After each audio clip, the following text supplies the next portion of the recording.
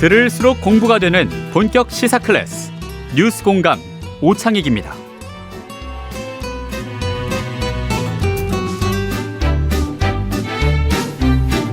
네, 부동산 얘기 좀 해보겠습니다. 한문도 연세대 교수님 오셨습니다. 어서 오십시오. 네, 안녕하세요.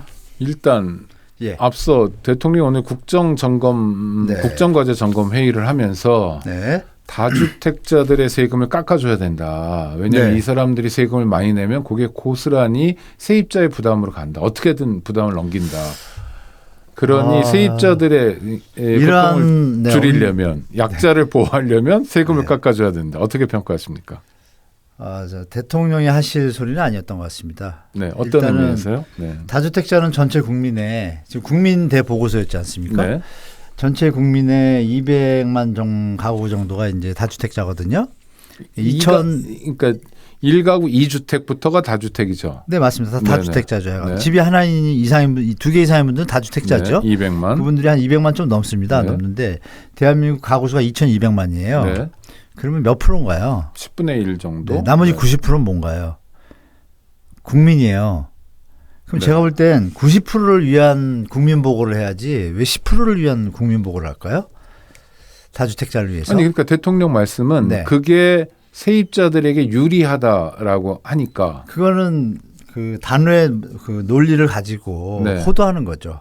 호도하는 거다. 다주택자들이 부담이 되면 집값을 좀 내리게 될 것이고 매물이 나오면 집값이 내려가게 되고 집값이 내려가면 당연히 임차료도 내려가지 않습니까? 네. 그렇게 정상적인 방법을 통해서 다수가 수익을 보고 공익을 느낄 수 있게 해야지 이런 논리를 갖다 붙이면 안 되죠. 예를 들어 축구 선수가 축구를 하는데 발코니에 티눈이 났어요. 네. 티눈이 났으니까 뛰면 안 된다. 뛰지 말아야 됩니까?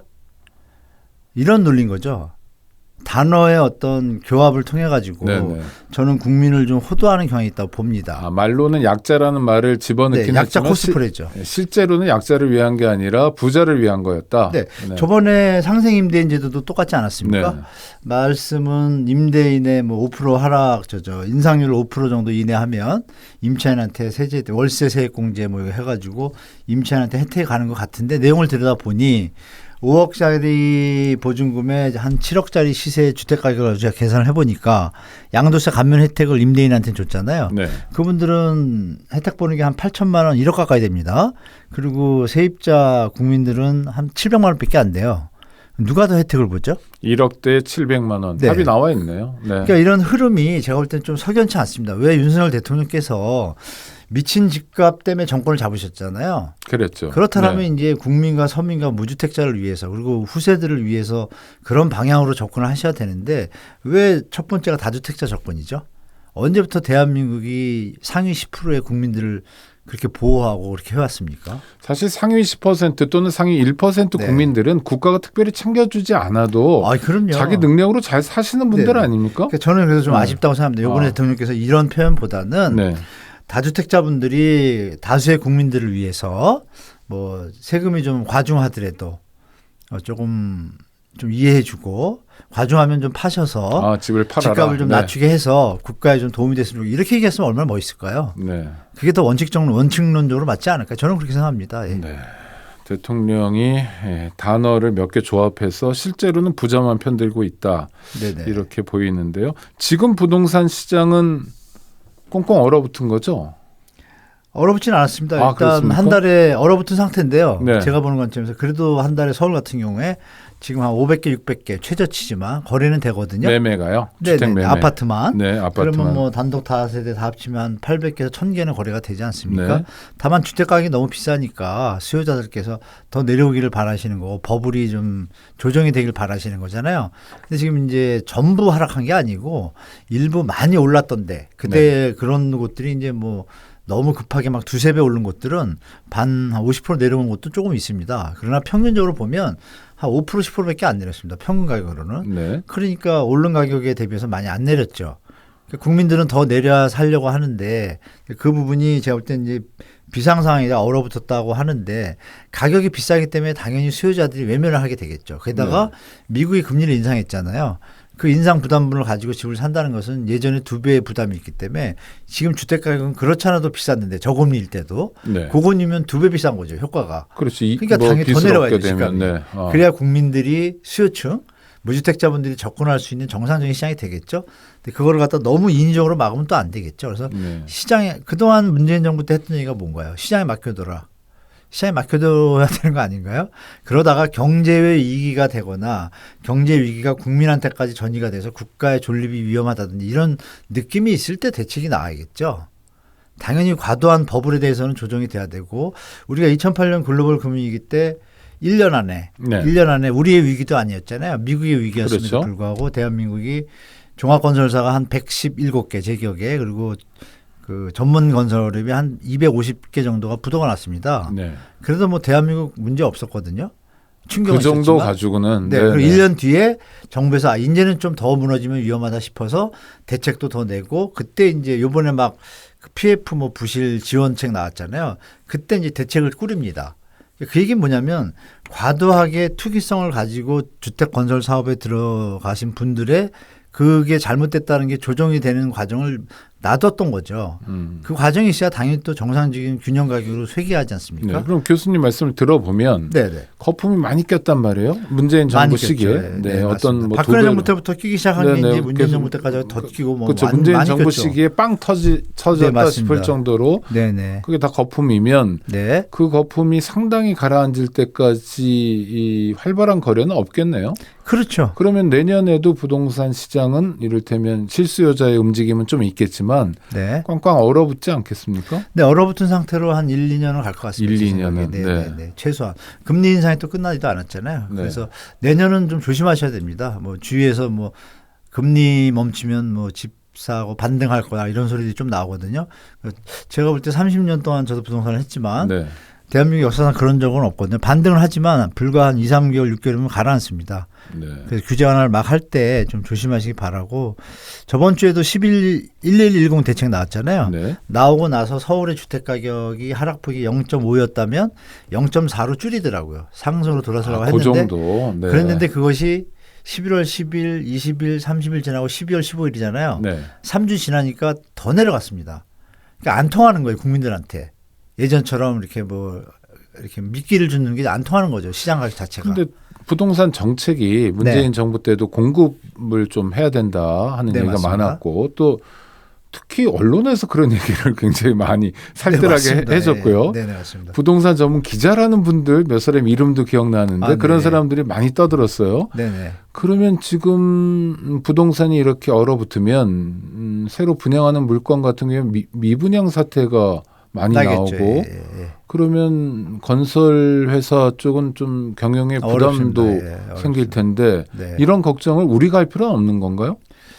아, 건설 회사 걱정 건설 회사에서 그걸 하면 되는 걱정한다는 거죠. 말씀을 제가 이런 말씀을 드릴게요. 네. 그러면 자영업자부터 건설을 걱정해야 되는 거 아닌가요? 아, 네. 650만 자영업자가 있는데 건설사가 5만 개 있거든요. 건설회사는 법인이잖아요. 물론 거기에 일하시는 협력업체나 하청 노동자분들은 일자리가 없어질 수도 있습니다. 네네.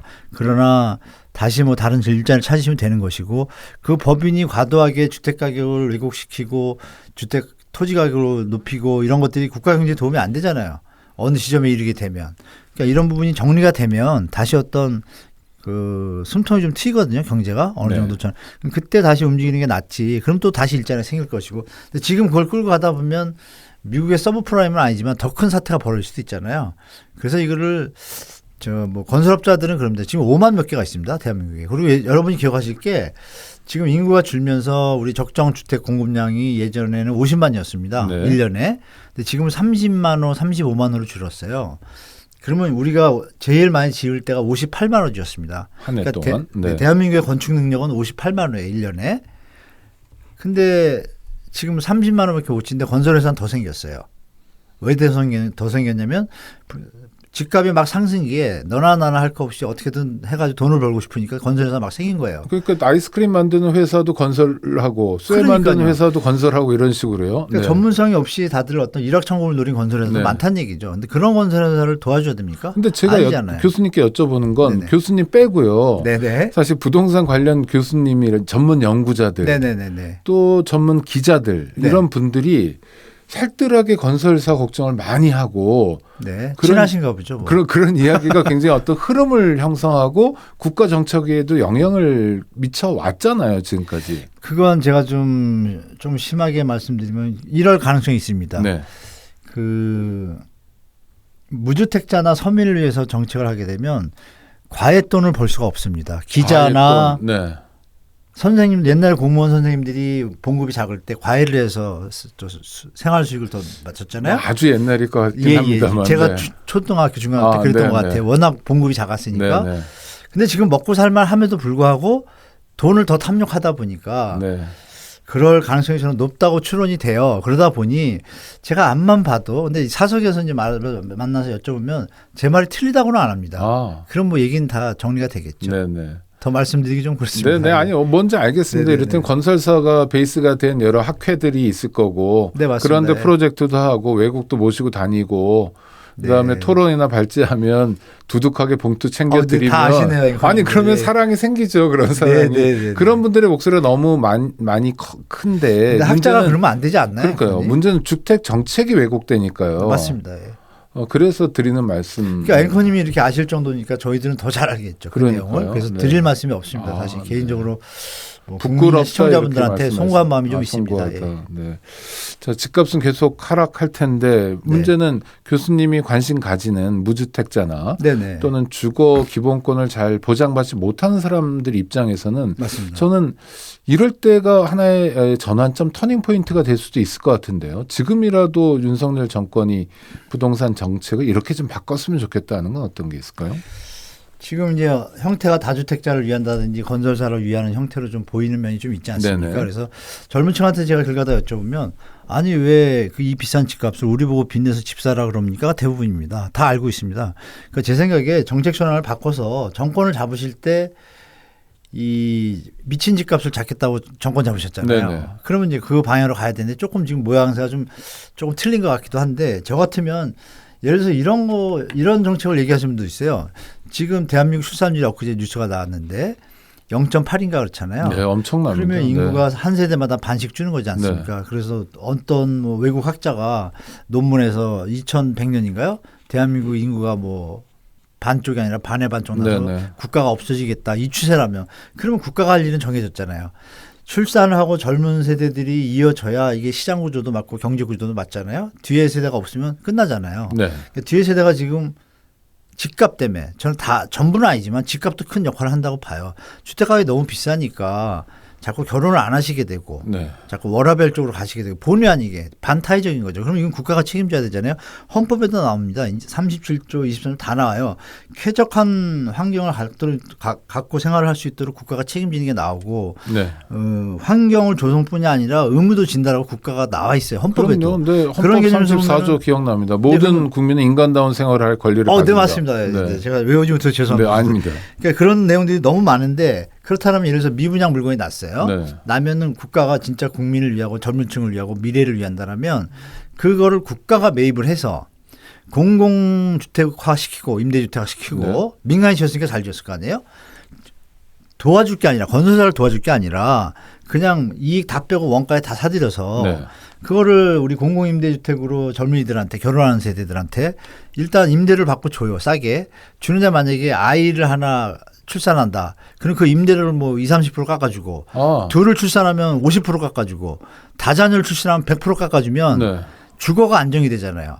그렇죠. 그러니까 네. 내가 예를 들어 25평 정도 된 아파트에 살고 싶다라는 욕구가 있다면 네, 그럼 주거 부담이 없고. 그것만 해결되면 네, 주거 부담이 없으니까 열심히 해서 돈을 모으실 거고 그렇죠. 그분이 돈을 모으면 어디로 가겠어요 나중에. 민간 시장으로 넘어오잖아요. 네, 네. 이런 사다리 역할을 만들 생각하는 게 국가가 할 일이라고 봐요 저는. 그런데 새해 예산안에서 공공임대주택 예산 네, 6조를 줄였다고. 네, 맞습니다. 제 말이 그건데. 그러니까 이게 정책 방향이 이게 뽑아준 국민들을 위한 정책을 하고 있지는 않다라고 저는 판단하고 있습니다. 지금 그래서 조금 위험해 보이기도 하고 그렇습니다. 그래서 제가 이거는 정부나 근데 원희룡 장관은 사실 제가 말씀드린 내용에 의식을 가지고 계신 것 같더라고요. 네네.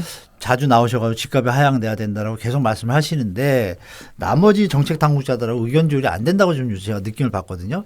그래서 그 부분에서 뭐 정부가 뭐 잘하기를 바라고 있는데 정책 방향의 노선을 좀 바꿨으면 좋겠습니다. 네. 다주택자 우선이 아니고 나머지 90% 국민을 위해서 바꿨으면 좋겠습니다. 교수님이 이제 하여튼 어디서든 젊은 분들 만나면 네네. 내가 뭐 아무리 돈을 많이 빌려준다 해도 네. 집 살 생각 없다.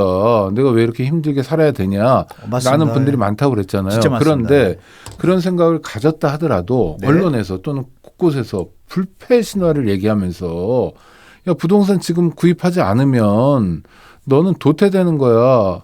일종의 이데올로기적 접근으로 막 쏟아붓는 경향도 있잖아요. 심하죠. 예. 네, 일종의 동원이랄까? 네, 맞습니다. 사람들을 끌어내는. 예, 예. 근데 어떻게 버틸 수 있죠? 아니 왜냐하면 다 저렇게 가는데. 아, 다행인 건요. 제가 네. 느끼는 게, 네네. 말씀 맞습니다. 그동안은 그렇게 많이 당해서 이번에도 영끌 세대들이 많이 피해를 보셨는데 네네. 다행인 게 그 영끌 세대를 거치면서 대통령 선거를 거치면서 유튜브가 갑자기 어떤 언론의 정화작용을 제가 하는 걸 좀 봤습니다. 아 기존의 경제지만 있는 게 아닌 게 됐군요. 뭐 기존의 메이저 어떤 시청률보다는 제가 볼 땐 지금 추세가 유튜브로 넘어가고 있고 유튜브 네네. 중에 이제 좀 괜찮고 좋은 데들이 구독자도 많고 아, 거의 뭐 메이저급 구독자를 가지고 있으면서 네네. 정보는 왜곡된 정보가 안 나오거든요. 네. 왜냐하면 다양한 정보. 사주가 누구냐면 국민이잖아요. 네네. 국민 구독자가 봐줘야 이게 회사가 성장을 하니까 네네. 국민들을 속이는 기사를 쓸 수가 없는 거죠. 보도를. 그러니까 그런 매체가 너무 많이 생겨가지고 제가 볼 땐 요번에 영끌처럼 그런 일은 왜곡돼가지고 걱정하시는 그 부분은 다음에도 이런 분위기가 왔을 때는 사실 편승하는 유튜버도 있겠지만 네. 제가 볼 때는 요즘 좋은 유튜버 회사들이 많아서 중화되는 역할이 있어가지고 이번처럼 뭐 이렇게 급등하고 속고 이렇게 피해보는 일은 좀 예전 같지는 않을 것이라고 좀 네네. 보고 있어서 그나마 그걸로 좀 위안을 삼고 그럼 있습니다. 실수요자든 하여튼 뭐 주택에 대해서 고민하는 분들도 네네. 한문도 교수님 검색해서 좀 많이 봐야 되고 아니 이를테면 네네. 좀 똑똑해져야 되고 공부도 해가면서 네. 주택에 접근해야 되겠네요. 아, 저는 언론이 똑바른 정보만 준다라면 공부 안 하셔도 되거든요, 사실. 물론 그렇죠. 그렇잖아요. 네, 근데 네. 똑바로 안 하는 언론이 좀 있다 보니 조금 그거를 피하시려면 네. 제가 볼 땐 저 말고도 좋은 분들 많이 계시거든요. 네. 그 시간 나실 때 유튜브 몇 개 보시면 뭐 진실 이런 단어 붙은 것들이 있어요. 아, 진실. 그런 네. 거 보시면 이제 거의 정확합니다. 네. 그래서 그거 몇 개 보시면 언론을 좀 안 믿게 될 거예요. 기존 언론들을. 그러시면 제가 볼 때는 유튜브 언론 시대가 찾아오지 않을까 도망가네. 네. 뭐 그런 생각도 좀 하고 있습니다. 아니요, 실제로 조사했더니 네. 대한민국 국민이 가장 많이 접근하는 앱이 유튜브라고 나왔습니다. 아, 그 지금요? 카톡보다도 네네. 많이 뭐 다른 페이스북 무엇보다도 아, 네. 네. 무주택자들에게 좀 해주고 싶은 이야기가 있다면 그 지금 상황에서 부동산 빙하기에서 어떻게 지내시면 좋겠다라고요. 네, 요즘 뭐 정부에서 규제 완화책을 자꾸 던지다 보니까 조금 불안감의 트라우마가 좀 계시지 네네. 않습니까? 제가 뭐 100% 맞지는 않지만 대한민국 역사나 해외 역사에서 볼 때요. 이렇게 경기에 침체가 오거나 특히 지금처럼 금리 인상기에 이런 네. 침체가 왔을 때는 다 3년에서 4년 정도 좀 시장이 어려웠습니다. 그리고 버블이 조정이 됐어요. 조정의 폭만 달랐었지. 네. 그래서 그때마다 여러분들이 기억을 더듬어 보시면 2008년 금융위기 때도 지금처럼 규제 완화책을 다 썼습니다. 썼는데 반등했다 다시 내려갔거든요. 7년 그랬죠. 동안. 네. 그러니까 너무 걱정하지 마시고 이게 7, 8년 동안 너무 오르다 보니까 조금 이게 정말 내려갈까 하는 이제 어떤 세뇌된 것도 있잖아요. 언론들 네네. 때문에. 요번에는 좀 다릅니다. 그래서 제가 볼 때 팩트를 말씀 올리면 이게 반등하더라도 예전 집값을 찾아갈 수도 없고요. 네. 하락할 요인은 더 많습니다. 정부에서 50만 원 공급한다 그랬잖아요. 3기 신도시도 물건 나오잖아요. 네. 그러니까 인천 같은 경우에 지금 6년치 입주 물량이 2년 만에 다 나옵니다. 어마어마한 물량 한 8만 채가. 어이구. 근데 지금 전세 난이잖아요. 전세가 안 들어가고 비어 있는데 그렇죠. 또 8만 개가 나오면 어떻게 될까요? 더 내려가겠죠. 근데 그 내려간 게 아니죠. 정상화로 가고 있는 거죠. 국민 소득 수준에 맞추면 현재 집값은 괴리가 너무 심해요. 네. 제가 계산을 해보면 전국적으로 30-40% 빠져야 국민 소득 수준하고 평소에 우리가 안정적일 때 경제 펀드멘탈이 안정적일 때 거래량도 적당적으로 오를 때 그 수치가 한 100에서 120대거든요. 근데 그럼 200이에요. 그럼 쭉 빠져야 되잖아요. 그거를 자연스럽게 놔주고 경제 위기가 전이가 안 되게끔만 미분양 현장이나 부실 현장, 건설 현장을 케어를 하면 네. 좋아질 텐데 근데 지금 케어를 한다 그래도 워낙 물량이 많이 나오니까 알겠습니다. 우리 무주택자분들은 이렇게 말씀드릴게요. 분양가가 점점 내려갈 수 있습니다. 네. 기억나시지만 2008년도에도 착한 분양가 있었거든요. 분양이 안 되니까. 네. 그리고 뭐 강남 같은 경우에 분양했다가 뭐 3억 할인 분양 이런 거 있었어요. 네. 근데 지금은 그때부터 더 상태가 안 좋거든요. 대한민국이 그렇죠. 가계부채도 네. 심해졌죠. 해외 리스크도 있죠. 그러니까 제가 볼 때 반등을 할지라도 기술적 반등이 그치고 원래 추세대로 간다라면 2, 3년에서 3, 4년은 좀 어느 정도 우리 예전에 우리가 느꼈던 집값, 네. 정상적인 집값에 좀 가까워지는 방향으로 갈 것 같아요. 그래서 네. 잠시 막 좀 이런다고 흔들리지 마시고 좀 여유 가지셔도 제가 볼 때는 충분히 기회가 있을 거라고 좀 말씀드리겠습니다. 네. 가격 인하는 어떤 면에서 정상화하고 네. 3, 4년 정도 여유 있게 보시는 게 좋겠다. 네, 급할 경우에는 내년 말에서 후년 중반 정도에 한번 시장을 보시고 네. 그때 뭐 정부의 정책이나 세계 경제가 갑자기 살아난다. 이러면 그때는 또 시장에 같이 가셔야 네. 되고. 알겠습니다. 한문도 교수의 인터뷰였습니다. 감사합니다. 네, 고맙습니다.